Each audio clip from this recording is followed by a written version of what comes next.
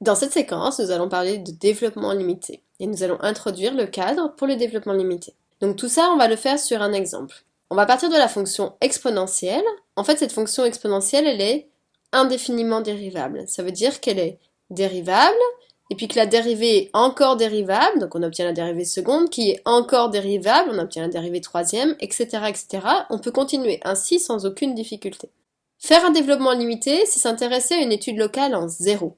On peut connaître facilement, puisque la fonction exponentielle elle est indéfiniment dérivable, donc on peut calculer toutes les dérivées, connaître f de 0, f' de 0, f seconde de 0, f tiers de 0, etc. etc. C'est-à-dire qu'on va pouvoir connaître toutes les valeurs en zéro de la fonction et de ses dérivées successives. On va se poser une question. Peut-on, à partir de ces données, donc ces différentes valeurs, calculer f de x, où x est un nombre donné quelconque? La réponse est oui, mais il va y avoir certaines conditions. La première condition, c'est que x va devoir être proche de 0. C'est pour ça qu'on parle d'une étude locale en 0. La formule qui va nous permettre de donner ça, ça va être la formule qui s'appelle de Maclaurin. Et de cette formule de Maclaurin, on va pouvoir découler ce qu'on appelle des développements limités. Et donc, la valeur qui va approcher f, ça va être un polynôme. Donc, comme je vous le disais juste avant, l'intérêt des développements limités, c'est d'approcher la fonction par un polynôme, mais seulement avec des valeurs de x qui vont être proches de 0. Donc c'est pour ça qu'on parle d'une étude locale, c'est-à-dire que ça revient à faire un gros zoom sur la fonction autour du point. Le polynôme, il aura pour coefficient des nombres qui vont dépendre de f0, f' de 0, f seconde de 0, etc., etc. On va voir la formule.